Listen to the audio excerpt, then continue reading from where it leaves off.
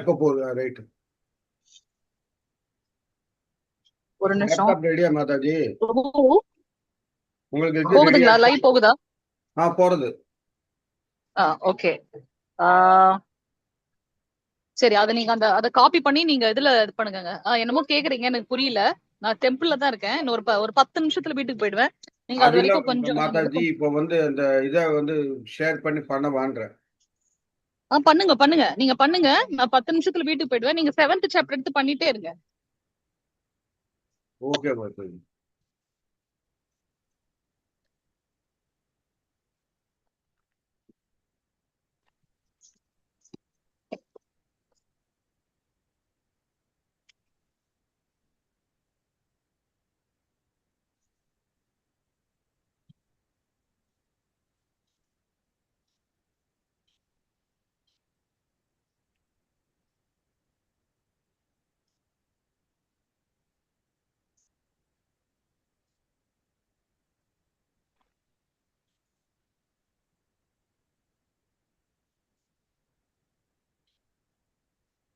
हरे कृष्णा प्रभु जी. இருங்க மாதாஜி, ஷேர் பண்ணணும். அதுதான். ஸ்கிரீன் தெரியறதா? தெரியுது தெரியுது.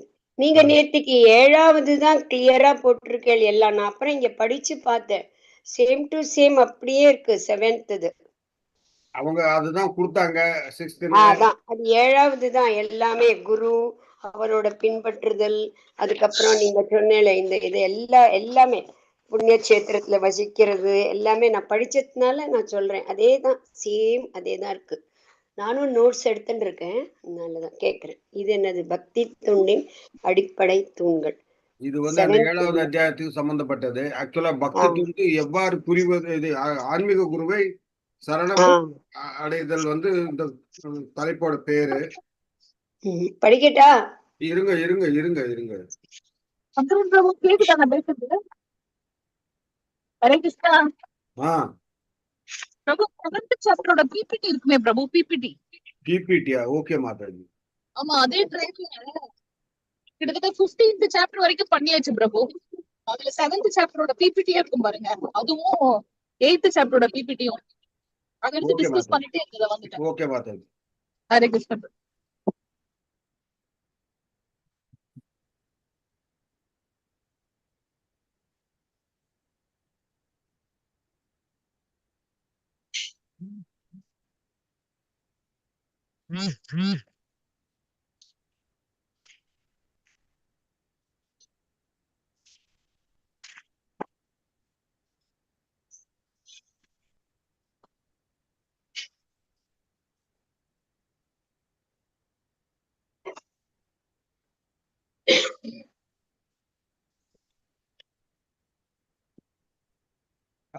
ஸ்கிரீன் தெரியறதா? தெரியுதுங்க பிரபு. ஓகே. 7வது தலைப்பு வந்து பக்தி விதிகளுக்கான சான்று, அங்கீகரிக்கப்பட்ட ஆன்மீக குருவை சரணடைதல். அதுல வந்துட்டு முதல்ல பக்தி யோகத்தின் ஆன்மீக முன்னேற்றத்துக்கான முக்கிய கோட்பாடுகளும் வழிகாட்டுதல்களும் கூடுறது. எப்படி வந்து இவங்களை சரணடையணும் அப்படிங்கிறதுக்காக வந்து உண்டான முக்கிய கோட்பாடும் வழிகாட்டுதலும் சொல்லப்படுது. இதுல பௌதீக உலகில் உண்மையான மகிழ்ச்சி இல்லை, இது துயரங்கள் நிறைந்தது. அதாவது எல்லாருக்கும் தெரிஞ்சதுதான். இது வந்து எப்பயுமே வந்து நம்ம சந்தோஷம் எது நினைக்கிறோமோ அது உண்மையான சந்தோஷமே கிடையவே கிடையாது. நமக்கு ஒரு ஒன்று வராட்டி ஒன்று கிடைக்காட்டி டிசப்பாயின்மெண்ட் ஆகுறது, இந்த மாதிரி எல்லாம் வந்து இருக்கும்.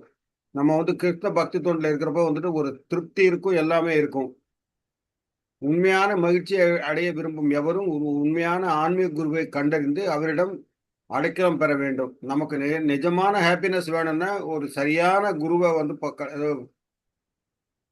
கண்டறிந்து நம்ம வந்து அடைக்கலம் பெறணும். ஆக்சுவலா நம்ம வந்து குலதெய்வத்தை கரெக்டா ஃபாலோ பண்ண அவங்க வந்து கரெக்டான குருவுக்கு வந்து வழியை காட்டுவாங்க. அந்த குருவை மூலம் வந்து நம்ம கிருஷ்ண தொண்டை வந்து எப்படி பண்றதுங்கிறத வந்து தெரிஞ்சுக்கலாம். அந்த குருவோட தகுதி என்னென்ன இருக்கணும் அப்படிங்கிறது வந்து தெரியும். சாஸ்திரங்களின் முடிவுகளை உணர்ந்தவராக இருக்கணும். அவர் வந்து கிருஷ்ணரை வந்துட்டு அவர் வந்து கிருஷ்ணர் தான் கடவுள் அப்படின்னு சரணாகதி அடைஞ்சவராக இருக்கணும். 6 புலன்களை வென்றவராக இருக்கணும். 6 புலன்கள் இங்க என்னன்னா நாக்குன்னா வந்துட்டு இந்த சாப்பாடு வந்துட்டு ருசி இதெல்லாம் இல்லாம கிருஷ்ண பதார்த்தத்தை மட்டும் சாப்பிட்றவரா இருக்கணும். அப்புறம் வந்து பால் உறுப்புகள்ல வந்துட்டு கண்ட்ரோல் இருக்கணும். பசிக்கு வந்துட்டு இஷ்டத்துக்கு எதுவும் சாப்பிடாம எவ்வளவு வேணுமோ அவ்வளவு மட்டும்தான் சாப்பிட்றவரா இருக்கணும். இதெல்லாம் இதுல வருது நமக்கு. ஈசோபனிஷத்துல கூட வருது இது. கோபத்தை வந்து கட்டுப்படுத்தக்கூடியவரா இருக்கணும். கண்டிக்கலாம், ஆனா கோபப்படக்கூடாது. அப்புறம் வந்து மனத்தையும் வந்துட்டு கட்டுப்படுத்துறவரா இருக்கணும். நாக்க கட்டுப்படுத்த வார்த்தைகளும் வந்துட்டு ஒரு இனிமையான வார்த்தையா பேசக்கூடியவரா இருக்கணும். இன்னொருத்தர் வந்து குருன்னு சொல்லிக்கிறவர் வந்து அவருக்கு எதுவுமே தெரியாம நான் குரு நீங்க என்ன இது பண்ணுங்க நான் எல்லாம் பார்த்துக்குவேன் அப்படின்னு சொல்றவர் வந்துட்டு அவரெல்லாம் தகுதி இல்லாதவர். சந்தேகத்துக்குரிய குணம். அவர் பண்றதெல்லாம் பார்த்தா சில எல்லாம் வந்து வலிஞ்சு கிழிஞ்சு எல்லாம் பண்றாங்க. இப்ப நிறைய தான் பாக்குறோமே. அவங்க வந்து பணத்தை கொண்டு வர்றவங்களுக்கு வந்துட்டு வாங்க இது பண்ணுங்க அப்படின்னு சொல்லிட்டு அவங்களுக்கு சிறப்பு மரியாதை பண்றது. மற்றபடி ஒரு தேவையில்லாத இதுகள்லாம் நமக்கே தெரியும். இந்த மாதிரி பண்றவங்க வந்து இது என்ன இந்த மாதிரி பண்றாங்கன்னு நமக்கு ஒரு டவுட் வரும் இல்லையா? அந்த மாதிரி உள்ளவங்க வந்துட்டு கண்டிப்பா வந்து ஒரு தகுதியான குருவா இருக்கிறதுக்கு வாய்ப்பே இல்லை.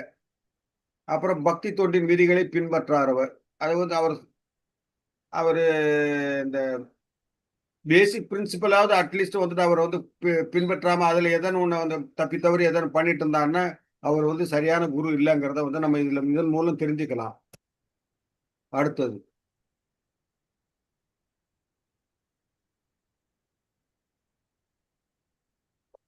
நம்ம சீடனா வந்துட்டு குருவை எப்படி அணுகணுங்கிறத வந்துட்டு நினைக்கணும். குருவை எனது பிரதிநிதியாக மட்டுமல்லாமல் நானாகவே ஏற்க வேண்டும். பாகவதத்துல வந்துட்டு கிருஷ்ணர் சொல்லியிருக்காரு 11வது காண்டத்துல 17வது சாப்டர்ல 27வது இதுல இது இறைவனை குருவை வந்துட்டு சாதாரண மனுஷனா நினைக்காம அவர் தான் இறைவனின் பிரதிநிதி. அவரால் எல்லாம் முடியும். நம்ம அவரை சரணடைஞ்சா ஈஸியா முழுமுதற் கடவுளை வந்துட்டு சேவை அருளை பெறலாம் அப்படிங்கிறதுல நமக்கு வந்து கண்டிப்பா வந்து நம்பிக்கையோட இருக்கணும். இவர்கிட்ட போய் பார்க்கலாம், அவர் என்ன பண்றாரு பார்க்கலாம் அப்படின்லாம் நினைச்சுக்கிட்டுலாம் வந்து பண்ணக்கூடாது. அதே மாதிரி குருவுக்கு வந்து ரொம்ப அவருக்கு என்ன அவரை திருப்திப்படுத்துறது மூலம் ஆன்மீக அறிவு எளிதில் வெளிப்படும். அப்படிங்கிற என்னன்னா குருவுக்கு நம்ம மேல சாட்டிஸ்பாக்சன் வந்ததுன்னு வைங்க, நம்ம பண்ற சேவை எல்லாம் அவங்க கண்டிப்பா நமக்கு தேவையான அந்த ஆன்மீகத்தை பத்தி நிறைய சொல்லி நமக்கு வந்து சரியானபடி வழிகாட்டுவாங்க. முதல்ல வந்து குருவின் நம்பிக்கைக்கு நம்ம பாத்திரம் ஆகணும். அது முக்கியம். அப்ப என்னன்னா அவரை நம்ம முழுசா நம்புறோம் அப்படிங்கிறது வந்து அவருக்கு தெரியணும். அப்பதான் வந்து அடுத்த ஸ்டெப்புக்கு நம்மளால போக முடியும்.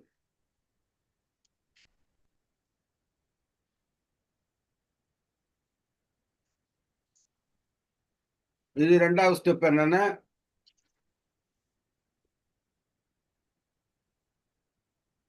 முன்னோடிகளையும் முன்னோடிங்கிறதுக்கு முன்வெடின்னு இருக்கு. முன்னோடிகளையும் சாஸ்திரங்களையும் பின்பற்றுதல். இதுக்கு முன்னாடி உள்ளவங்க எல்லாம் என்ன பண்ணாங்களோ அது இந்த சாஸ்திரத்தை எல்லாம் வந்து பின்பற்றுவரா இருக்கணும்.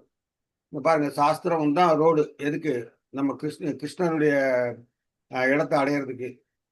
இதுக்கு பின்னாடி அந்த புராணத்திலையும் இது சொல்லப்பட்டிருக்கு. சாரி,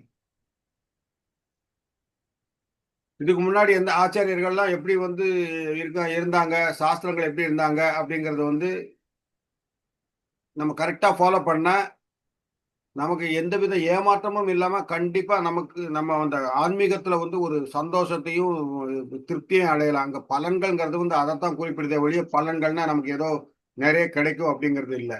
அதாவது ஆன்மீக பலன் வந்து இன்னும் சொல்லப்போனா அந்த பிறப்பு இறப்பு சுழற்சியில இருந்து விடுபடுறதுக்கு நிறைய வாய்ப்பு இருக்கு. சாஸ்திர அதிகாரங்களை பின்பற்றாமல் பக்தராக காட்டிக் கொள்வது உண்மையான பக்தி தொண்டிற்கு இடையூறு மட்டுமே ஏற்படுத்தும். நான் அந்த யாகம் பண்றேன், நான் இதை பண்றேன், நான் அன்னதானம் பண்றேன், அந்த மாதிரி எல்லாம் வந்துட்டு ஒரு நான் பெரிய பக்தன் அப்படிங்கிற மாதிரி சில எல்லாம் டாம்பிகமா இருக்காங்க பாருங்க. அந்த மாதிரி இருக்கிறது வந்து ஆக்சுவலா உண்மையான பக்தி தொண்டுக்கு இது பண்ணுங்க. அவங்களுக்கு வந்துட்டு தன்னேறியாமலே ஒரு கர்வம் வந்துடும். அது வந்து அதை பத்தி வந்து பிரம்ம யாமலத்துல சொல்லப்பட்டிருக்கு.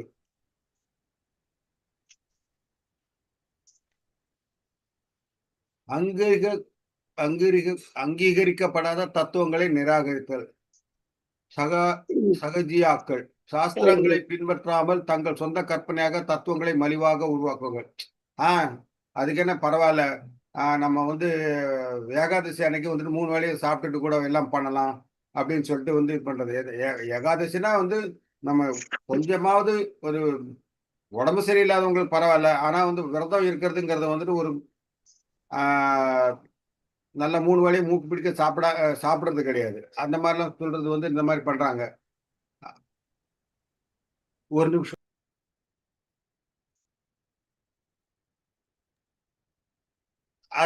அது மினிமம் வந்து பழங்கள் இந்த மாதிரி உள்ளதை தான் வந்து சாப்பிட்டு இது பண்ணணும். அதுக்கு மேல வந்து பரவாயில்ல, நீங்க கிருஷ்ணர் நினைச்சிட்டே ஃபுல் டே வந்துட்டு இதுவா இருந்தா பரவாயில்ல அப்படின்னு சொல்றது வந்து தப்பு.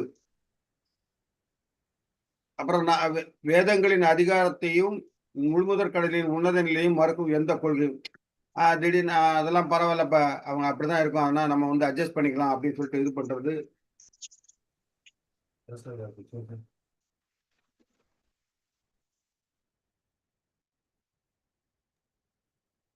வேகறிஞர் அது ஏதாவது இருந்தா வந்து பரவாயில்ல, இதெல்லாம் அட்ஜஸ்ட் பண்ணிக்கலாம், நம்ம வந்து எப்படி வேணா இருக்கலாம் அப்படின்னு சொல்லிட்டு வந்து நாத்திகம் பேசுறது வந்து அந்த மாதிரி உள்ளவங்க வந்து நிச்சயமா வந்து ஒரு சரியான குருவா இருக்க முடியாது. வரலாற்று உதாரணம் வேதங்களின் பெயரால் நடந்த விளங்குவதை தடுக்கவே புத்த தத்துவம் தோன்றியது. ஆனால் அது வேத அதிகாரத்தை ஏற்காததால் பக்தி தொண்டிற்கு நிராகரிக்கப்படுது. ஆக்சுவலா இதுக்கு முன்னாடி வந்து யாகம்லாம் பண்றப்ப வந்துட்டு விலங்குவதையெல்லாம் பண்ணாங்க. அந்த இது அந்த காளையை பலி கொடுக்கறது, இந்த மாதிரி இதெல்லாம் மிருகங்கள் எல்லாம் பலி கொடுத்து எல்லாம் பண்ணிட்டு இருந்தாங்க. ஆனா அதை இது பண்றதுக்கு தான் வந்து புத்த தத்துவம் வந்துட்டு அது வந்ததுக்கு அப்புறம் தான் வந்து இப்பவும் கோவில்ல வந்து பலிபீடம் இருக்கும். ஆனா பலி வந்துட்டு நடக்காத காரணமே வந்துட்டு அந்த பழைய இது பழக்கத்துப்படி தான் வந்து பலிபீடம்லாம் அங்க இருக்கு. ஆனா புத்த மதம் வந்ததுக்கு அப்புறம் வந்து அந்த விலங்குவதையெல்லாம் கண்ட்ரோல் ஆயிடுச்சு. ஆனா புத்த மதம் என்ன பண்ணா வேதத்துக்கு சம்பந்தப்பட்டது எதுவும் பண்றல. அது வேற மாதிரி ஒரு அகிம்சை அந்த மாதிரி எல்லாம் வந்து பேசிட்டு இருக்கிறதால வந்து அது புத்த மதம் வந்து பக்தி தொண்டிற்கு ஏற்றதாக வந்துட்டு ஏற்றுக்கொள்ளப்படுவதில்லை அது.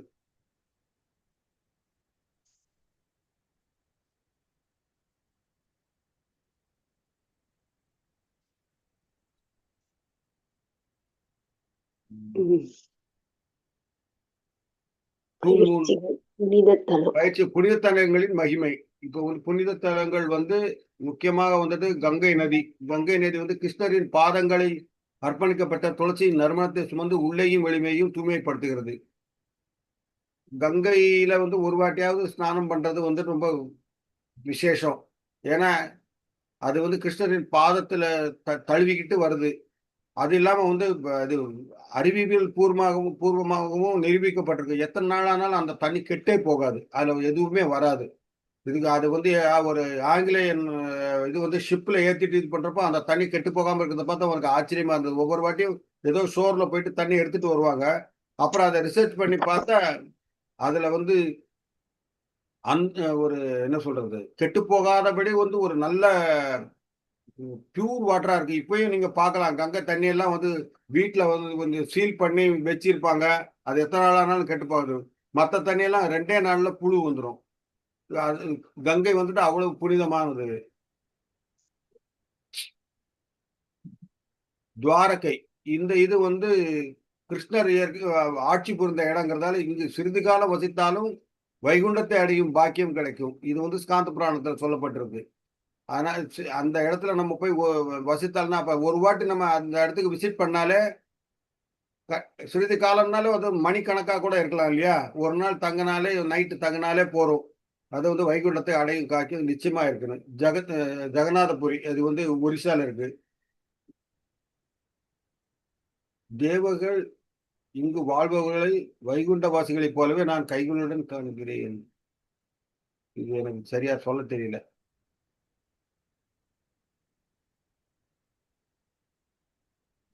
இது என்ன மாதாஜிட்ட கேட்டுக்கலாம்.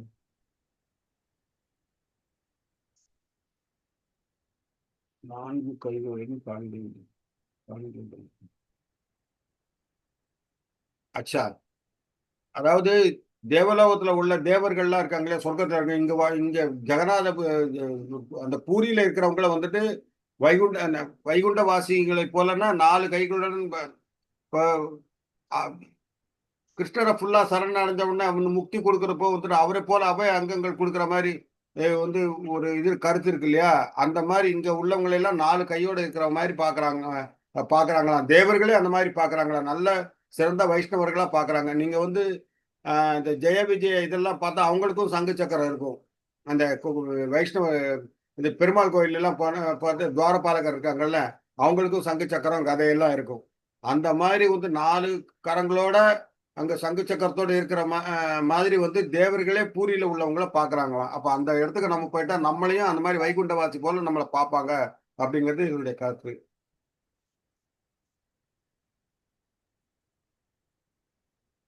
அளவான ஏற்பாடு மற்றும் உறுதியான விரதம். பக்தி தொண்டில் தீவிரமாக இருப்பவர்கள் தேவையானதை விட அதிகமாக எதையும் ஏற்கக்கூடாது. நாரத புராணத்துல இதை பத்தி சொல்லியிருக்கு. நமக்கு என்ன தேவையோ அதை லிமிட்டா இருக்கணும். நல்ல ஸ்வீட் டேஸ்டா இருக்கு அப்படின்னு சொல்லிட்டு இஷ்டத்துக்கு வந்து சாப்பிடுறது, வந்து வயிறு நிறைய சாப்பிடுறது அந்த மாதிரிலாம் இல்லாம, அதே மாதிரி வந்து அடுத்த வேலைக்கு வேணும்னு சொல்லிட்டு எடுத்து வச்சுக்கிறது, அந்த மாதிரிலாம் இல்லாம இருக்கணும்.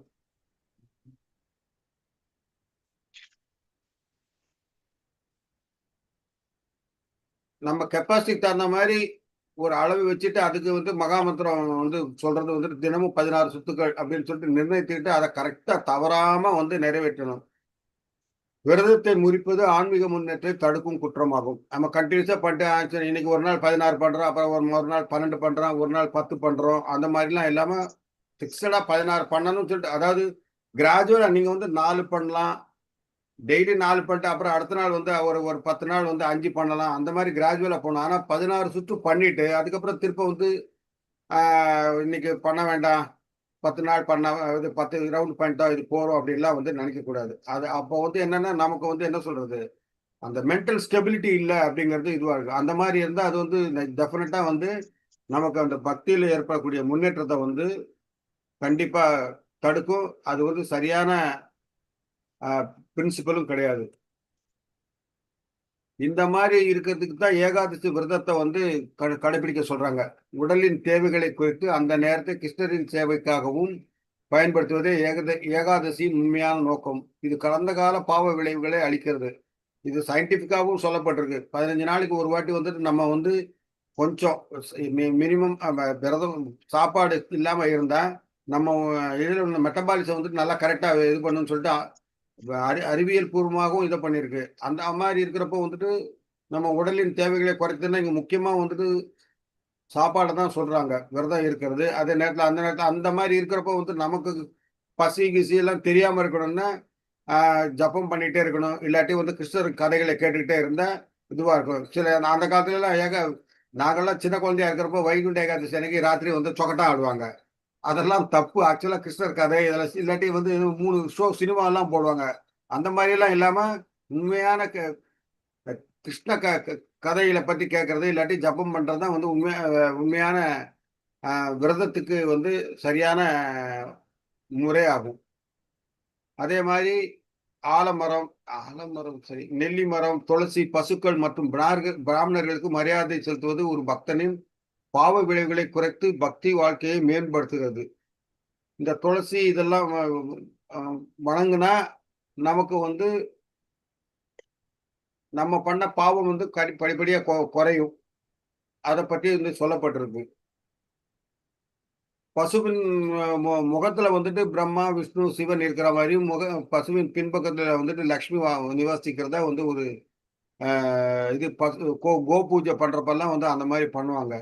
அதே மாதிரி நெல்லி மரம் வந்து ரொம்ப அது அமிர்தத்துக்கு சமமான இதுவா சொல்லப்படுது. துளசி கேட்கவே வேண்டாம். எல்லார் வீட்லயும் இருக்கிறது அது பவித்திரமானது அப்படிங்கிறது தெரியும். பிராமணர்கள்ங்கிறது வந்துட்டு பிராமணர்கள் வந்து சரியான பிராமணனா இருக்கணும். அது எல்லா பிராமணனும் கிடையாது. இந்த வேதம் படித்து நான் அதுக்கு உண்டான இதில் கரெக்டா இது பண்றவங்களுக்கு வந்து அவங்களுக்கு மரியாதை செலுத்தினா அவங்க வந்து ஆசீர்வாதம் பண்றப்ப அவங்க பண்ண பலனை வந்து நமக்கு கொஞ்சம் கொடுப்பாங்க. அதனால வந்து நமக்கு பாவ விளைவு குறையும்.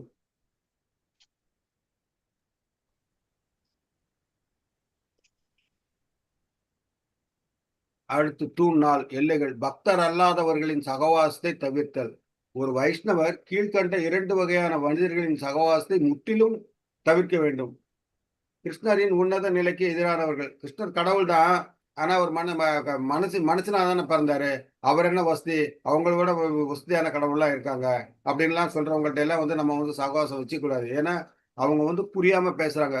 கிருஷ்ணர் தான் பகவான், உண்மையான பகவான். அவர் தான் பரமாத்மா அப்படிங்கறத யாரு புரிஞ்சாங்களோ அவங்களோட வந்து சிநேகம் வச்சுக்கிட்டாதான் நம்ம ஆன்மீக முன்னேற்றத்துக்கு அது உதவியா இருக்கும். இந்த மாதிரி இது சந்தேகத்தோட மற்ற தேவர்கள் தான் பெருசு, அவங்கள கும்பிட்டா போரும், இவங்கள கும்பிட்டா இது கிடைக்கும் அப்படின்னு சொல்லிட்டு ஆனா எல்லாருக்குமே வந்து ஆஹ் ஆஹ் கிருஷ்ணருடைய கட்டளைப்படி தான் வந்து அவங்க எல்லாம் செயல்படுறாங்கிறத வந்து அவங்களுக்கு புரியாம இருக்கிறவங்களுக்கு கிட்ட வந்து நம்ம வந்து சகவாசம் வச்சுக்கிட்டா நம்முடைய பக்திக்கு முன்னேற்றத்தை தான் அது தடைப்படுத்தும். பௌதீக இன்பத்தில் தீவிர நாட்டம் கொண்டவர்கள். டூர் போகணும், அதே கிளப்பு போகணும், இந்த மாதிரி போகணும், அந்த மாதிரிலாம் இருக்கிறது. எப்போ பாருங்க வேற ஏதான ஒரு என்டர்டைன்மெண்ட் இது பண்றது, அந்த மாதிரி உள்ளவங்கள்ட்ட எல்லாம் பழகுனா அந்த பழக்கம் தான் நமக்கும் வரும். உன் நண்பனை பற்றி சொல்லு, நான் உன்னை பற்றி சொல்கிறேன்னு சொல்லிட்டு சொல்றாங்க இல்லையா, அது மாதிரி அந்த மாதிரி ஆளுங்களாம் வச்சு நம்ம வந்து டெம்ட் ஆகி நாமளும் அவங்கள மாதிரி ஆறதுக்கு வாய்ப்பு இருக்கு. பரவாயில்ல, ஒரு நாள் இன்னைக்கு என்ன, அப்புறம் மற்ற பார்த்துக்கலாம்னு சொல்லிட்டு அவங்க நம்ம கூப்பிட்டா நம்ம வந்து கொஞ்சம் மதில் மேல் பூனையா இருந்தா அவங்க பக்கம் சாஞ்சி நம்ம பக்தி தொண்டோட முன்னேற்றத்துக்கு வந்து அது தடையாயிடும்.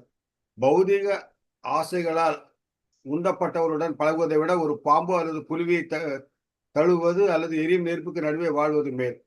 அந்த மாதிரி ஆளுங்களோட வாடுறது வந்துட்டு எந்த மாதிரி சொல்றாங்க பாருங்க. பாம்போட பழகிறது, இல்லாட்டி புலியோட இருக்கிறது, எரியிற நெருக்கு இருக்கிறத இருக்கிறதே பெட்டர் அந்த மாதிரி ஆளுங்களோட பழகிறத விட அப்படின்னு சொல்லியிருக்காங்க. அப்ப எவ்வளவு மோசம்னு பாருங்க. ஹரே கிருஷ்ணா பிரபு. பிரணாம் பிரபு. பிரணாம். சொல்லுங்க மாதாஜி, கண்டினியூ பண்றீங்களா? சூப்பரா நீங்க எக்ஸ்பிளைன் பண்ணிட்டீங்க. ஏதோ ஒரு இடத்துல சொன்னீங்களே, அது வந்ததுக்கு அப்புறம் டிஸ்கஸ் பண்ணலான்னு, அந்த துளசிதா?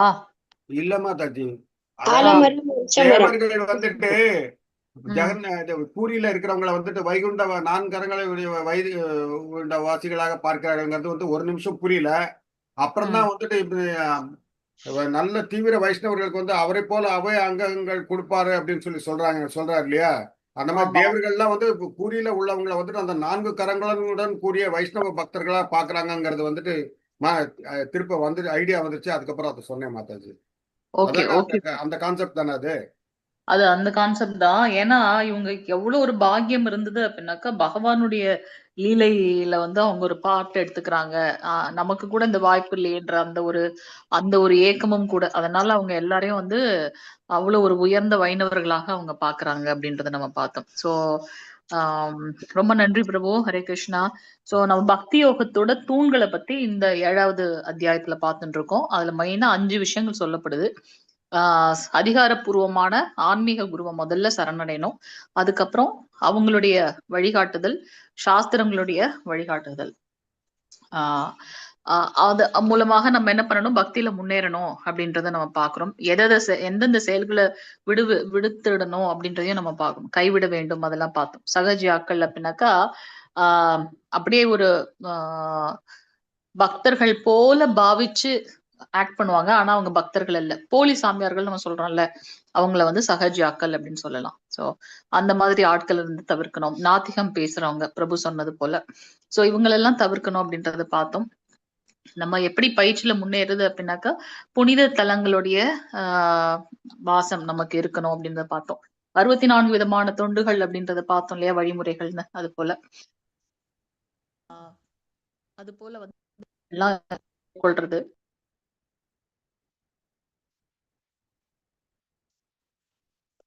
மாதாஜி உங்க வாய்ஸ் கேட்கல.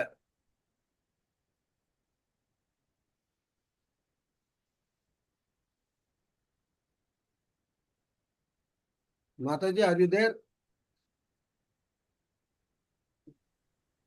ஹரே கிருஷ்ணா பிரபு. உங்க வாய்ஸ் திடீர்னு காணாம போயிடுது. நானே காணாம போயிட்டேன். இந்த வந்துட்டேன் பிரபு. ஹரே கிருஷ்ணா பிரபு. சோ பக்தர்கள் அல்லாதவர்களோட சங்கத்தை நம்ம தவிர்க்கிறது அப்படின்றத நம்ம பாக்குறோம். சோ தேவர்களுக்கான மரியாதை மற்றும் முழுமுதற் கடவுள் மீதான பக்தி. சோ நம்ம வந்து நேத்தும் நம்ம பார்த்தோம் இல்லையா, தேவ தேவியர்களுக்கு உண்டான மரியாதை நம்ம கொடுக்கணும். அதே சமயத்துல பகவான் ஸ்ரீ கிருஷ்ணர் மீது மட்டும்தான் உண்மையான அன்பு இருக்கணும் அப்படின்றதையும் நம்ம பாக்குறோம் இல்லையா.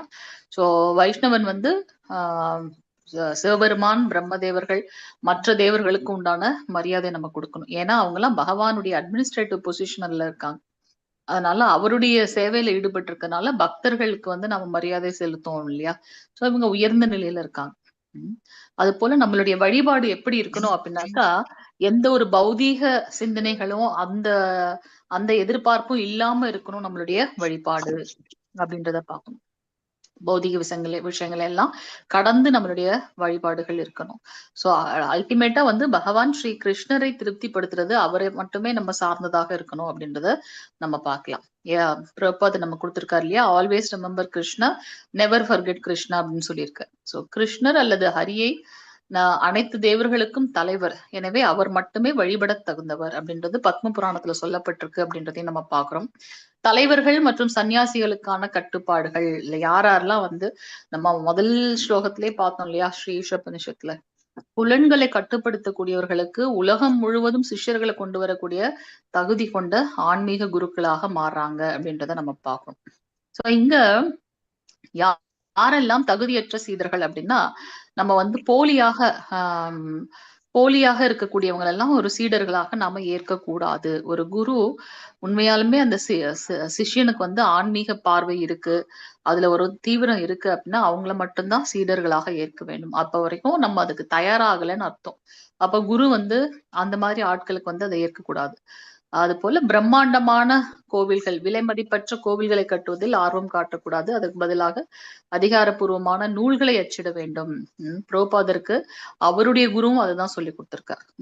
மத்த எல்லா ஆன்மீக விஷயத்தையும் தன்னுடைய தந்தையிடத்திலிருந்து தெரிந்து கொண்ட ஸ்ரீல புரோபாதர் ரெண்டு முக்கியமான விஷயங்கள் என்ன அப்படின்னா, ஆன்மீக நூல்களை அச்சிட்டு வெளியிடுறது அப்படின்றதையும் நம்ம இங்க பார்க்கிறோம். தேவையற்ற நூல்கள், பகவத்கீதை, ஸ்ரீமத் பாகவதம் போன்ற முக்கிய நூல்களை தவிர மத்ததெல்லாம் வந்து நான் புகழுக்காக படிக்கிறேன் அப்படின்ற இதெல்லாம் வந்து தேவையற்ற விஷயம் அப்படின்றத நம்ம பார்க்கணும்.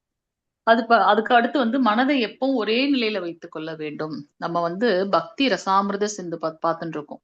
பக்தியில நம்ம முன்னேறி இருக்கணும் அப்படின்னா அதுக்கு என்னென்ன நிலைகள் அப்படின்றதெல்லாம் நம்ம கொஞ்சம் கொஞ்சமா பார்த்துட்டு வரோம். அப்போ மனதை வந்து விருப்பு வெறுப்பு அது ரெண்டுத்திலயும் வந்து சரிசமமா எடுத்துட்டு போற அளவுக்கு நம்ம வச்சுக்கணும். யாரெல்லாம் கிருஷ்ண உணர்வுல இருக்காங்களோ அவங்க பௌதீக லாப நஷ்டங்களை ஒருபோதும் வந்து ஒரு கணக்குல எடுத்துக்கவே மாட்டாங்க அப்படின்றத நம்ம பார்க்கலாம்.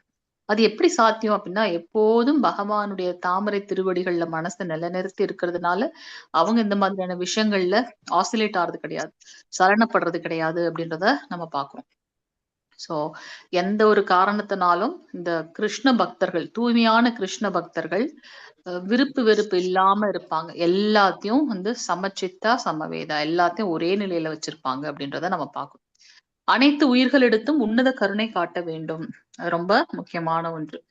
நம்ம வந்து பார்க்கிறோம், பகவான் புருஷ அவதாரமாக காரணதகசாய் விஷ்ணு, அவரே திரிந்து கர்ப்போதகசாய் விஷ்ணு, அவரே திரிந்து சிரோதகசாய் விஷ்ணுவாக இருக்க. சோ பகவான் எல்லா உயிர்களிடத்தும் பரமாத்மாவாக இருக்க. அப்போ அவங்க எல்லா உயிர்களிடத்தும் நாம அன்பு பரிபாலனம் செய்யணும், ஜீவகாருண்யம் அப்படின்றத நம்ம பார்க்கணும். மனசாலையும் உடலாலேயோ நாம தீங்கு விளைவிக்க கூடாது. அதாவது யாரையாவது கஷ்டப்படுத்துறதுன்னா பிசிக்கல் அசால்ட் மட்டும் கிடையாது, திட்டுறது கூட கிடையாது. ஈவன் மனசால ஒருத்தவங்க நினைச்சா கூட அது அவங்களுக்கு வந்து ஒரு பெரிய பாதிப்பை ஏற்படுத்தும் அப்படின்றத நம்ம பார்க்கலாம். சோ எந்த உயிரினத்திற்கும் மனதாலோ உடலாலோ தீங்கு விளைவிக்காதவர், அனைவரையும் ஒரு அன்பான தந்தை தன் குழந்தைகளை நடத்துவது போல நடத்துறார். அப்படி யாரெல்லாம் இருக்காங்களோ அவங்க மிக விரைவில் பகவான் ஸ்ரீ கிருஷ்ணரை சென்றடைவார்கள் அப்படின்றது இங்க சொல்லப்பட்டிருக்கு. தூய வைணவர்கள் எப்படிப்பட்டவர்கள் அப்படின்னா, பர துக்க துக்கி எல்லாரையும் வந்து பாத்தீங்கன்னா எல்லா ஜீவராசிகளும் தனக்கு வந்து கேடு விளைவிக்கக்கூடிய ஜீவராசியாக இருந்தாலுமே கூட அதுக்கும் வந்து மோட்சத்துக்காக பாடுபடுறவங்களாக இருப்பாங்க. வைணவர்கள் எல்லாருமே பரதுக்க துக்கி அப்படின்றத நம்ம பார்க்கலாம். சோ நம்ம வந்து இததான் வந்து பிரகலாத் மகாராஜர் தன் தந்தைக்காக வந்து பகவான் இடத்துல பிரார்த்தனை பண்றாரு, அதுல இருந்து தெரிஞ்சுக்கிறோம். ஒரு ரிஷி வந்து பாத்தீங்கன்னா தன்னுடைய சிஷ்யர்களோட சேர்ந்து இதுல வந்து குளிக்கிறார் ஆத்துல. அப்ப குளிக்கும் போது அவருடைய கையில வந்து ஒரு தேல் வந்துருச்சு. தேல் வந்து என்ன ஆச்சு அப்படின்னாக்கா அது கொட்டுது அவரை. உடனே என்ன பண்றாரு, கொட்டிட்டு அது தண்ணியில விழுந்தது. திருப்பி அதை என்ன பண்றாரு, பாவம் அது அது அது தண்ணியில இருந்தா இறந்துருமேன்னு சொல்லிட்டு அதை எடுத்து வெளியில விடுறதுக்கு ட்ரை பண்றாரு. மீண்டும் அதை எடுக்கிறார், மீண்டும் கொத்துது. 3 தடவையும் அதை பண்றாரு. அது 3 தடவையும் கொட்டுது. கொத்திட்டு அது திருப்பி அதுல உதறும் போது உள்ள விழுந்துருது திருப்பி. அப்போ சிஷ்யர்கள் எல்லாம் சொல்றாங்க, குருவே இது என்னது, உங்களை எப்படி புரிஞ்சுக்கிறது? அதுதான் கொத்துது இல்ல, நீங்க எதுக்கு திருப்பி திருப்பி அது கிட்ட இது பண்றீங்கன்னா, அவர் சொல்றாரு, அதாவது தேளோட தன்மையை வந்து கொட்டுற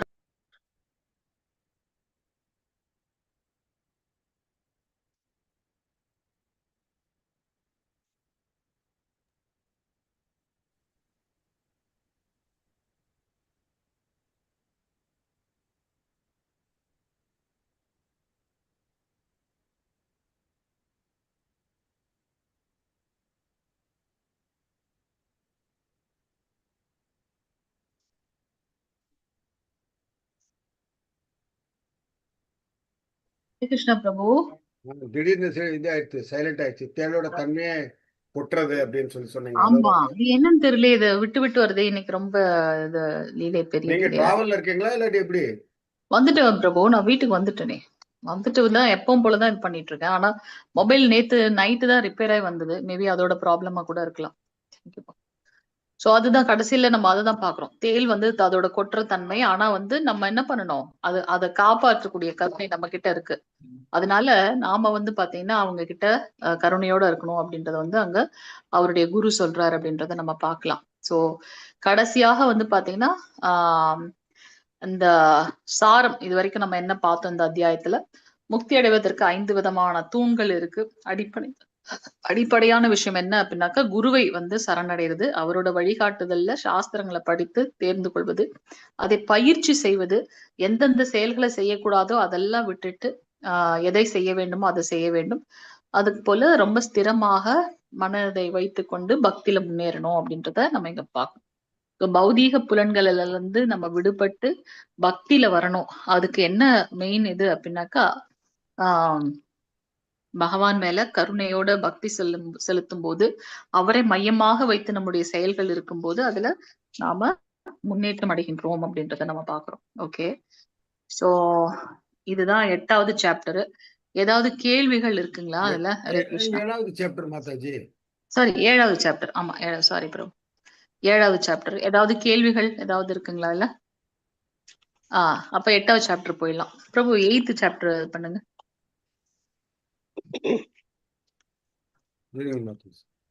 யாரு புத்தகம் கையில வச்சிருக்கீங்க? 8th சாப்டரோட தலைப்பு தலைப்பு சொல்லுங்க. தலைப்பு என்னன்னு சொல்லுங்க. 8th சாப்டர் அத்தியாயம் 8, குற்றங்களை தவிர்த்தல். குற்றங்களை தவிர்த்தலா? ஆமா, ரொம்ப நன்னா இருக்கு. இந்த இது ஃபர்ஸ்ட் கிளாஸா இருக்கு. குற்றங்களை தவிர்த்தல். எப்படி ஏதோ ஒரு தப்பு பண்ணிட்டா அதை நம்ம இது பண்ணிடணும், விட்டுடணும். குற்றங்களை தவிர்த்தல்.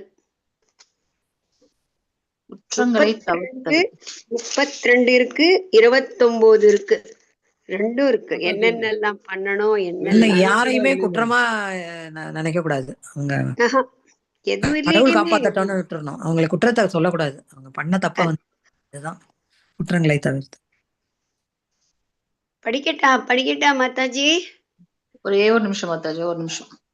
சரி, ஓகே பிரபு. ஆனா பக்தி நெறிமுறைகள் அது வந்து எனக்கு ரிலேட்டடா இருக்கிற மாதிரி தெரியலையே மாதாஜி. இல்ல, 9வது சாப்டர் பிரபு. அது ஆக்சுவலா நம்ம 8ன்னு போட்டிருக்கிறது வந்து 9வது சாப்டர். 2 தடவை ஒரே இது வந்திருக்குன்னு நினைக்கிறேன். ஆனா குற்றங்கள் தவிர்க்கிறது அப்படின்றது வந்து அது வந்து இருக்கு. 8வது சாப்டர். அது நான் நேத்து டவுன்லோட் பண்ணது. ஆனா அது வந்து அதான்னு எனக்கு தெரியல. இது வந்து 9வது சாப்டரோட கண்டென்ட் மாதிரி இருக்கு. திருநாம அபராதங்கள் இருக்கே பிரபு. பக்தி நெறிமுறைகள், ஆலய வழிபாடு, திருநாம உச்சரிப்பதற்கான புனிதமான விதிகள் தானே? இல்ல இல்ல இல்ல,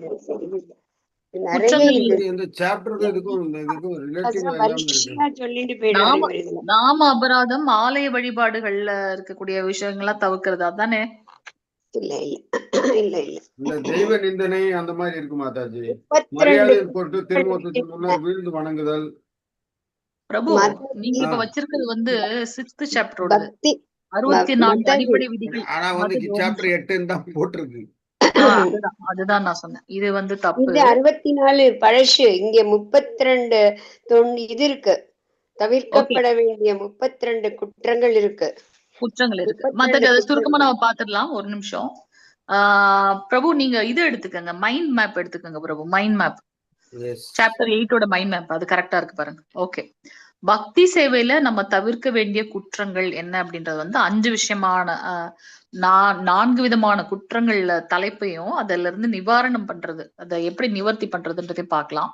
சோ முதல்ல வந்து பாத்தீங்கன்னா கோவில் மற்றும் வழிபாட்டு குற்றங்கள், அது மட்டுமே வந்து பாத்தீங்கன்னா 32 வகையான குற்றங்கள் இருக்கு அப்படின்றத நம்ம பார்க்கணும். அடுத்தது வந்து பாத்தீங்கன்னா அத என்னென்ன தலைப்புகள்ல பாக்குறோம் அப்படின்னாக்கா, வராக புராணத்துல வந்து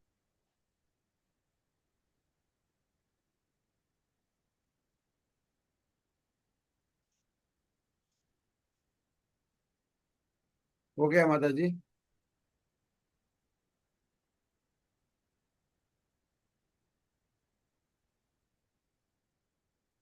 ரொம்ப சின்னதா கண்ணே தெரியல.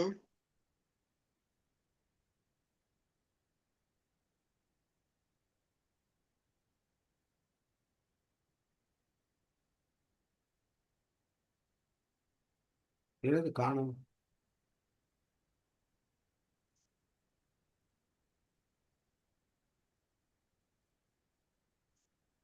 கிருஷ்ண பிரபு. ஓகே, சோ அதுல வந்து பாத்தீங்கன்னா பக்தி சேவையில் நம்ம தவிர்க்க வேண்டிய குற்றங்கள் என்ன அப்படின்றதுதான் வந்து இந்த அத்தியாயம் முழுவதுமே. மாதாஜி சொன்னாங்க இல்லையா, இந்த என்னென்ன மாதிரியான விஷயங்கள் நம்ம வந்து தவிர்க்கணும் அப்படின்னு. சோ இதுல வந்து பாத்தீங்கன்னா கோவில் மற்றும் வழிபாட்டு குற்றங்கள், நம்ம பிரார்த்தனை செய்யும் போது கோவில்ல நம்ம போய் என்னென்ன செயல்கள்லாம் செய்யும் போது அங்க என்ன மாதிரியான குற்றங்கள் அப்படின்னு லிஸ்ட் இருக்கு. 32 வகையான குற்றங்கள் இருக்கு. மாதாஜி அந்த 32 வகையான குற்றங்களை வாசிங்க மாதாஜி. வாசிக்கிறேன். ஹரே கிருஷ்ணா. வேத சாஸ்திரங்களில் பகவானுக்குரிய பக்தி தொண்டில் தவிர்க்கப்பட வேண்டியவை பின்வரும் 32 குற்றங்கள் கூறப்படுகின்றன. 1. பகவானின் ஆலயத்திற்குள் ஒருவன் மோட்டாரிலோ பல்லக்கிலோ காலணிகளோ செல்லக்கூடாது. 2. ஜன்மாஷ்டமி ரத யாத்திரை விழாக்களை கொண்டாட ஒருவன் தவறக்கூடாது. திருமூர்த்தியின் முன்பு விழுந்து வணங்குவதை தவிர்க்க கூடாது. உணவு உண்ட பின்னர் கை கால் கழுவாது ஒருவாள் பகவானை வழிபட கோயிலுக்கு செல்லக்கூடாது. 5. தீட்டுப்பட்ட ஒருவன் கோவிலுக்கு செல்லக்கூடாது. வேத சாஸ்திரங்கள் படி ஒரு குடும்பத்தில் ஒருவன் இறந்துவிட்டால் அக்குடும்பத்தினர் சில நாட்களுக்கு தீட்டுப்பட்டவராகின்றார்கள். பிராமணர்களுக்கு 12 நாட்கள் தீட்டாகும்.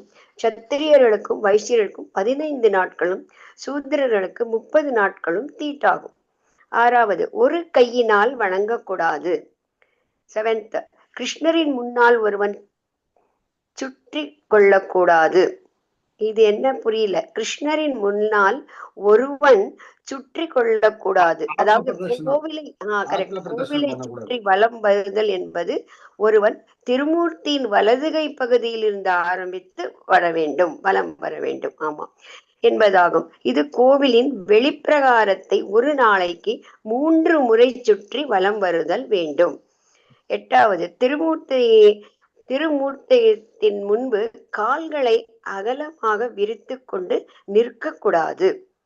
முழங்கால்களை கைகளால் கட்டிக்கொண்டு அங்கு ஒருவன் உட்காரக்கூடாது. கிருஷ்ணரின் திருமூர்த்தத்தின் முன்பு படுக்கக்கூடாது. அங்கேயே பிரசாதத்தை வாங்கி உண்ணக்கூடாது. பொய் சொல்லக்கூடாது. உரக்க கத்தி பேசக்கூடாது. பிறருடன் பேசிக் கொண்டிருக்க கூடாது. திருமூர்த்தத்தின் முன்பு கூக்குரலிடவோ ஊளையிடவோ கூடாது. ஒருவரோடொருவர் சண்டை போடக்கூடாது. ஒருவன் அங்கு பிறரை தண்டிக்க கூடாது. அங்கேயே பிச்சைக்காரனுக்கு தானம் செய்யக்கூடாது. சால்வை போன்றவற்றை போர்த்தி கொள்ளக்கூடாது. 21. அங்கே ஒருவன் மற்றொருவனை புகழ்ந்து பேசுதல் கூடாது. ஒருவன் கெட்ட வார்த்தைகளை பேசக்கூடாது. 23. அபான வாயுவை வெளியிடக்கூடாது. 24. தனக்குரிய வசதியை கொண்டு ஒருவன் திருமூர்த்தியை வழிபடாமல் இருக்கக்கூடாது. பகவத்கீதையில் ஒருவன் சிறிதளவு நீரோ அல்லது இலையோ அளித்து வணங்கினால் கூட பகவான் திருப்தி அடைவார் என கூறப்படுகிறது. பகவானின் இக்கூற்று எல்லோருக்கும் பொருந்துவதாகும். அதற்காக ஒரு பெரும் பணக்காரன் பகவானுக்கு சிறிதளவு நீரோ இலையோ அளித்து பூஜிக்க வேண்டும் என்று பொருள் அல்ல. அவனுக்கு போதுமான வசதி இருந்ததென்றால் அவன் திருமூர்த்தத்தினை நன்கு அலங்கரித்து நறுமண மலர்களையும் சுவையான உணவுகளையும் படைத்து எல்லா விழாக்களையும் கொண்டாட வேண்டும். பகவானுக்கு சிறிதளவு நீரும் இலையும் அளித்துவிட்டு தனது புலனின்பத்திற்காக பொருள் அனைத்தையும் செலவிடக் கூடாது. 25th, கிருஷ்ணருக்கு அளிக்காத ஒருவன் எதையும் உண்ணக்கூடாது. 26, காலத்திற்கேற்ப புதிதாக விளைந்த கனிகளையும் தானியங்களையும் ஒருவன் முதலில் கிருஷ்ணருக்கு அர்ப்பணிக்க தவறக்கூடாது. 27, உணவு சமைக்கப்பட்டவுடன் அது முதலில் திருமூர்த்தத்திற்கு படைக்கப்பட வேண்டும், பிறருக்கு வழங்கப்படக்கூடாது. 28, திருமூர்த்தத்தின் முன் முதுகை காட்டி கொண்டு உட்காரக்கூடாது. ஒருவன் ஆன்மீக குருவை மௌனமாக வணங்கக்கூடாது. அதாவது ஆன்மீக குருவை வணங்கும் போது ஒருவன் வழிபாட்டினை உரக்க இசைத்தல் வேண்டும். 30வது, ஆன்மீக குருவை புகழ்ந்து பேசுவதில் ஒருவன் தவறக்கூடாது. 31, அங்கு ஒருவன் தன்னை புகழக்கூடாது. 32, திருமூர்த்தத்தின் முன்பு ஒருவன் தேவர்களை இழிவு செய்யக்கூடாது. இதோட இந்த பேராகிராஃப் ஆயிடுது. நெக்ஸ்ட் 29 குற்றங்கள் வருது. அது வந்து வராக புராணத்துல கூடுதலாக சொல்லப்பட்ட குற்றங்கள். ஆமா ஆமா. அதுல வந்து பாத்தீங்கன்னா உடல் தூய்மையில சம்பந்தப்பட்டது 3 விஷயங்கள். குளிக்காம பகவான தொடக்கூடாது, உடல்ல எண்ணெய் தேய்ச்சிக்கிட்டு டெம்பிள் உள்ள போக கூடாது, பல் துளக்காம வந்து இருக்கக்கூடாது, அதெல்லாம் சொல்லப்பட்டிருக்கு. அது போல நிவேதன விதிகள், பகவானுக்கு நைவேத்தியம் பண்ணும்போது அப்ப நம்ம என்னென்ன ஃபாலோ பண்ண வேண்டியது, எதெல்லாம் தடை செய்யப்பட்டிருக்கோ அதுவும் வந்து அங்க சொல்லப்பட்டிருக்கு. இது வந்து கோவில் மற்றும் வழிபாட்டு குற்றங்கள் 32, மாதாஜி சொன்னது போல 29 விதமான வராக புராணத்துல சொல்ல. அது படிச்சுட்டோமா கிடுகிடுன்னு சட்டுன்னு படிச்சுட்டா இன்னும் நன்னா புரிஞ்சுடுமே. படிக்கட்டுமா மாதாஜி? ஹரே கிருஷ்ணா. மாதாஜி வாய்ஸ் கேட்கலையே. என்னோட வாய்ஸ் கேட்கலையா? உங்க வாய்ஸ் கேக்குது. மாதாஜி சிக்னல் போயிடுத்து போல இருக்கு, வெளியில இருக்காங்க. அப்ப நெக்ஸ்ட் படிச்சுட்டுமா? ஏன்னா ஒரு பேஜ் வந்துட்டேன். சோ அடுத்தது பாத்தீங்கன்னா ஆன்மீக குரு தொடர்பான விஷயங்கள் என்னென்ன பார்க்கலாம் அப்படின்னாக்கா, குருவின் முன்னே தன்னைத்தானே புகழ்ந்து கொள்ளக்கூடாது. அவர் பகவானுக்கும் குருவுக்கும் வந்து எந்த ஒரு வேறுபாடும் இல்லைன்னு பாக்குறோம். அவர் வந்து பகவானுடைய கண்ணாடி போல, நாம என்ன செய்யறோமோ அதை அப்படியே பகவான் கிட்ட கொண்டு போய் சேர்க்கிறார் குரு. அப்ப குரு முன்னாடி நம்மள நாமளே புகழ்ந்து சொல்லக்கூடாது, குருவுக்கு முன்னாடி அவரை துதிக்க தவறக்கூடாது. நம்ம வந்து பார்த்த உடனே என்ன பண்ணுவோம், சாஷ்டாங்கமா அவங்களுக்கு எப்படி வந்து தண்டம் கீழே விழுந்தா எப்படி இருக்கும் தண்டம், அது போல பிரபுக்கள் வந்து தண்டவத் பிரணாம் பண்ணுவாங்க. தண்டம் விடுறது அவங்க வந்து என்ன பண்ணுவாங்க, நமஸ்காரம் பண்ணுவாங்க. 5 விதமான உடல் பாகங்கள் வந்து தரையோடு படுத்து, மனசும் என்ன பண்ணுது, அனைத்து புலன்களும் அவங்களுக்கு வந்து மானசீகமா அப்படியே முழுமையாக அவங்களுக்கு வந்து பிரணாம், தன்னுடைய மரியாதையை செலுத்துறது. பஞ்சாங்க பிரணாம் தான் மாதாஜிங்களுக்கு. சோ அவங்க என்ன பண்றாங்க, உடல் முழுவதுமாக தரையில படுறது கிடையாது. ஆனா அவங்க வந்து 5 விஷயங்களை மனசுல நிலைநிறுத்தி அவங்க வந்து வணக்கங்களை செலுத்துறாங்க அப்படின்னு பாக்குறோம். சோ குருவின் முன்னாடி அவங்கள துதிக்க தவறக்கூடாது. குருவின் கட்டளைக்கு கீழ்ப்படியாம இருக்கக்கூடாது. கீழ்ப்படியாமைன்றது குற்றம். சோ அதனால அவரோட என்ன சொல்றாரோ அதை நம்ம அப்படியே ஃபாலோ பண்ணணும். அது போல மௌனமாக குருவுக்கு மரியாதை செலுத்த வேண்டும். சோ அப்படி செலுத்தலைன்னா அது வந்து தவறான, அது வந்து குற்றம் பார்க்கணும். சோ இப்படியாக ஆன்மீக குரு சார்ந்து இந்த 4 குற்றங்கள் அப்படின்னு பார்க்கும். திருநாம குற்றங்கள் அது நமக்கு நல்லா தெரியும் இல்லையா? 10 விதமான திருநாம குற்றங்கள். என்னென்ன அந்த 10 விதமான குற்றங்கள்? யார் கையில புத்தகம் வச்சிருக்கீங்க? முதல்ல வைஷ்ணவர்களை நிந்தித்து. ஆமா. Blaspheme the devotees who dedicated their life for propagating the holy name of the Lord. Second வந்து பாத்தீங்கன்னா considering the names of Lord. அது தமிழ்ல எனக்கு இந்த இங்கிலீஷ்ல தான் எனக்கு அப்படியே மனப்பாடமா இருக்கு. தமிழ் தப்பா வரும், அதுக்காக தான் நான் சொல்றேன். யாருக்கிட்டனா புத்தகம் இருந்ததுன்னா நீங்க வாசிச்சு பாக்கலாம். ஆன்மீக குருவின் திருவடி தாமரைகளை சரணடையணும். அதுக்கப்புறம் வந்து ஆன்மீக குருவின் இல்ல இது வந்து நம்ம வந்து நாம அபராதங்கள் காலையில தினமும் நம்ம படிக்கிறோம் இல்லையா, நாம அபராதங்கள், நாம ஜபம் பண்ணும்போது நாம தவிர்க்க வேண்டிய குற்றங்கள், அதுதான் வந்து நாம அபராதம். அதெல்லாம் தவிர்க்கணும். சோ அதுல வந்து முதல் வந்து அந்த பகவானுடைய ஆஹ் கைங்கரியத்தில் ஈடுபட்டிருக்கக்கூடிய பக்தர்களை வந்து அவதூறு பேசக்கூடாது, நம்ம அவங்கள தப்பா பேசக்கூடாது. ஒரு தடவையாச்சும் பகவானுடைய நாம சொன்னா அவங்க வந்து பக்தர்கள், எப்பவும் பகவானே நினைச்சிட்டவங்க அவங்க வந்து உத்தம பக்தர்கள், மகா பாகவதர்கள்னு சொல்றோம். சோ அப்படி பார்த்தா எல்லாருமே வந்து பகவானுக்காக வந்து சேவையில ஈடுபடுறாங்க. சோ ரொம்ப உயர்ந்து அவங்க நிலையில ஈடுபட்டிருக்கும் போது நமக்கு ஈஸியா தமிழ் வந்து என்ன இருக்கு பண்ணிடுவோம், மாதாஜி, படிக்கவா? படிங்களேன் பிரபு, படிங்களேன். முதல்ல வந்து வைஷ்ணவர் பக்தர்களை நிந்தித்தல் ஒரு குற்றம். அதுக்கப்புறம் வந்து விஷ்ணுவுக்கு நிகராக வந்து பிரம்மா, சிவன் போன்ற தேவதைகளை வந்து சமமாக கருதுவது. அப்புறம் ஆன்மீக குருவின் கட்டளைகளை மீறுதல், வேத சாஸ்திரங்களை நிந்தித்தல், மந்திரத்தின் பெருமையை கற்பனையாக என கருதுதல், நாமத்திற்கு பொருள் விளக்கம் கூறுதல். அதாவது நமக்கு தோன்ற மாதிரி ஒரு பொருள் அதான் நம்ம இஷ்டத்துக்கு வந்துட்டு கற்பனையா ஏதோ தனிப்பட்ட இதுதான் அர்த்தம் அப்படின்னு சொல்லி சொல்றது. அப்புறம் நாமத்தின் வலிமையில் பாவம் செய்தல். நம்ம ஒரு தப்ப பண்ணிட்டு அதுக்கப்புறம் வந்து மந்திரத்தை இது பண்ணிட்டா போயிடும் அப்படின்னு சொல்லிட்டு அவங்க திருப்ப இது பண்ணிட்டு அது இல்லாம கன்ஃபெஷன் மாதிரி பண்ணக்கூடாது. ஆமா, நான் இவ்வளவு நாம ஜபம் பண்றேன், நான் அப்ப எவ்வளவு பவர்ஃபுல்லான ஆள், என்கிட்ட எல்லாம் மோதாதீங்க, அந்த மாதிரியான ஒரு தவறான அது கூட இருக்கக்கூடாது அப்படின்றத நம்ம பார்க்கணும். அது ஒரு அபராதம். அப்புறம் வந்து நாமத்தை ஒரு சடங்காக கருதல். மத்த என்ன சொல்றது, வேதங்கள் இந்த மாதிரி கூறப்படும் சாதாரண நற்பலங்கள் மாதிரி கருதக்கூடாது. ஆமா, அப்புறம் அது ஒரு ரிலீஜியஸ் நம்பிக்கையற்றவருக்கு பிராக்டிஸ் மாதிரி போயிட்டு இருந்தது, அந்த மாதிரி இருக்க கூடாது. அப்புறம் நம்பிக்கையற்றவர்களுக்கு உபதேசம் கூடாது. ஆமா, அதாவது பகவான் மேல நம்பிக்கை இல்லாத நாத்திகர்கள் கிட்ட போயிட்டு அவருடைய அந்த நாம மகிமையை வந்து எடுத்து சொல்லக்கூடாது. அப்ப என்ன ஆகுதுன்னா அவங்க மீண்டும் என்ன பண்ணுவாங்க, துவேஷம் பண்ணுவாங்க. நீ அப்புறம் அது என்ன ஆகுதுன்னா அவங்கள இன்னும் தாழ்மையான நிலைக்கு கொண்டு போயிடும். இப்ப புரியுதுங்களா, நம்ம ஏன் வந்து அபக்தர்களை கைவிடணும் அப்படின்னு சொல்லிட்டு. பக்தி இல்லாத ஒருத்தவங்க கிட்ட நாம போய் பக்தி பண்ணுங்கன்னு சொல்லும் போது அவங்க என்ன பண்றாங்க, கோபத்துல இன்னும் நிறைய அபராதம் பண்ண ஆரம்பிச்சிருவாங்க, நிறைய பகவானை வந்து திட்ட ஆரம்பிச்சிருவாங்க. அப்போ அது வந்து அவங்களுக்கு பெரிய மீண்டு வர முடியாத ஒரு தோல்வியை கொடுக்குது. அதனாலதான் வந்து பக்தர் அல்லாதவங்க கிட்ட பகவானுடைய நாம மகிமையை எடுத்து சொல்றது ஒரு குற்றம் அப்படின்னு சொல்லப்பட்டிருக்கு. இருந்தாலும் தூய பைணவர்கள் வந்து பரதுக்க துக்கி அப்படின்னு பாக்குறோம். அது இல்லாம அவங்க வந்து பாத்தீங்கன்னா எப்பவும் வந்து பகவானுடைய ஸ்மரணத்துல இருக்கிறதுனால மத்தவங்களையும் அந்த கருணையோட இல்லைன்னா நம்ம இவங்களுக்கு ஹெல்ப் பண்ணா வேற யார் இந்த கட்டுண்ட ஜீவாத்மாக்களை விடுவிக்கிறது அப்படின்னு ஜெகமத்த கதை கூட நம்ம பார்த்தோம் இல்லையா.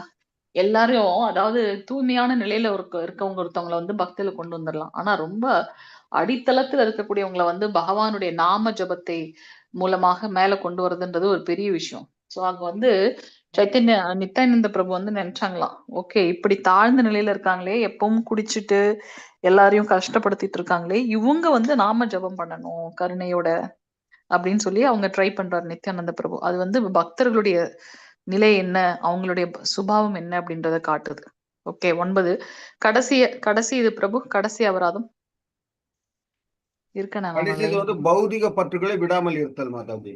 அதாவது ஜபம் பண்ணிட்டே வந்துட்டு அதுலயும் இருக்காது. ஆமா, எல்லா இதுவும் நம்ம தெரிஞ்சுக்கிட்டு திருப்பி நம்ம என்ன பண்றோம், பௌதிக பந்தங்களை விடாம அதுல இருக்கு. சோ இந்த மாதிரி 10 விதமான அபராதங்கள். ஆனா இதுல வந்து வெறும் 6 தான் காட்டுது, ஆனா 10 அபராதங்கள். சரிங்களா, அடுத்து இதுல இருந்தெல்லாம் வெளியில வரணும்னா நம்ம என்னதான்ப்பா பண்றது. இந்த துக்காலயம் அசாஸ்வதம், அது மட்டும் இல்லாம சம்சார சாகரம் பொறப்புன்னு எடுத்துட்டோம் இல்லையா. சோ அதுல இருந்து நம்ம வெளியில வரணும், அபராதங்கள்ல இருந்து வெளியில வரணும் அப்படின்னாக்கா முழுமையான சரணாகதி, பகவான் இடத்துல முழுமையாக நம்ம அர்ப்பணம் பண்றது, ஹரே கிருஷ்ணா மகாமந்திர உச்சாடனம், இது 2 மட்டும்தான் வந்து நம்மள எல்லா பாவங்கள்ல இருந்தும் விடுபடுதலை செய்யக்கூடிய ஒரே உகந்த மருந்து அப்படின்னு நம்ம பாக்குறோம். ஓகே, நாளைக்கு வந்து நம்ம 9வது சாப்டர் 10வது சாப்டர் பார்க்கலாம். இந்த ஸ்பீட்ல போனோம்னா நம்ம வந்து முடிச்சிருவோம்னு நினைக்கிறேன். பார்ப்போம், நம்ம அடுத்தடுத்த நாட்கள்ல எப்படியாவது 8ஆம் தேதிக்குள்ள இந்த முடிக்கணும் அப்படின்னு பாக்குறோம். அதுதான் அடுத்தது வந்து பாத்தீங்கன்னா முக்கியமான ஒரு விஷயம் என்ன சொல்லணும்னா, இப்ப நீங்க இது முடிச்ச உடனே உங்களோட பிரசன்டேஷன், அது நல்ல டாபிக் ஆல்ரெடி கொடுத்தாச்சு, அதுக்கு நம்ம பார்ப்போம். ஏன்னா இந்த கிளாஸ் முடிச்சதுக்கு அப்புறம் குரூப் ரெடி பண்ணிட்டு குரூப்பா நீங்க பண்ணாலும் சரி, யாருக்காவது இன்ட்ரெஸ்ட் இருக்கு நான் தனியா பண்ணணும்னு ஆசைப்படுறதுனாலும் ஒன்றும் பிரச்சனை இல்லை, நீங்க வந்து எடுத்து பண்ணலாம். அப்படி நீங்க பண்றதுதான் வந்து இந்த மாசம் ஃபுல்லா இருக்கும். மார்ச் மந்த் வரைக்கும் இருக்கும். அடுத்து ஏப்ரல்ல இருந்து நீங்க பக்தி சாஸ்திரி வந்து L5க்கு போலாம். ஆனா அதுல வந்து ஒரு பேசிக் எலிஜிபிலிட்டி கிரைட்டீரியா என்ன வச்சிருக்காங்க அப்படின்னா 16 மாலைகள் ஜபம் பண்ணணும். பக்தி சாஸ்திரி வந்துட்டா 16 மாலைகள் ஜபம். நம்ம கொஞ்சம் முன்னேறோம் இல்லையா? அது இல்லாம மங்களார்த்தி அட்டன் பண்ணணும். அந்த மாதிரி விஷயங்கள்லாம் நமக்கு சொல்லப்பட்டிருக்கு. ஏதாவது ஒரு சேவையில கண்டிப்பா ஈடுபட்டு இருக்கணும். 3 விஷயங்கள். 16 மாலைகள் ஜபம் பண்ணணும். ஏதாவது ஒரு சேவையில நம்ம ஈடுபட்டு இருந்திருக்கணும். அடுத்து ஈடுபட்டுட்டு இருக்கணும். அடுத்து வந்து பாத்தீங்கன்னா மங்களார்த்தி அட்டன் பண்ணணும். இதெல்லாம் வந்து மேண்டேட்ரி ரூல்ஸ். இதெல்லாம் என்னால பண்ண முடியும் அப்படின்னு இருக்கவங்க மட்டும் பக்தி சாஸ்திரி L5க்கு வாங்க. இல்ல எனக்கோட சூழ்நிலை சரியில்லை அப்படின்னா யூ டேக் பிரேக். உங்களை நீங்க ஏன்னா இது வந்து பௌதிகமான கல்வி மாதிரி எல்லாம் கிடையாது. பகவானுடைய கருணை இருக்கிறதுனாலதான் நம்ம இத்தனை பேர் நம்ம 100க்கும் மேற்பட்டவங்க இருந்தாங்க. கடைசியா இப்ப நீங்க L3 வந்துட்டீங்க. இது அவ்வளவுதான், முடிஞ்சிரும். இந்த வாரத்துல முடிஞ்சிரும். அப்புறம் நீங்க வந்து பிரசன்டேஷன். அதனால L5ல பிரபு லைவ் ஆஃப் பண்ணிடுங்க. So L5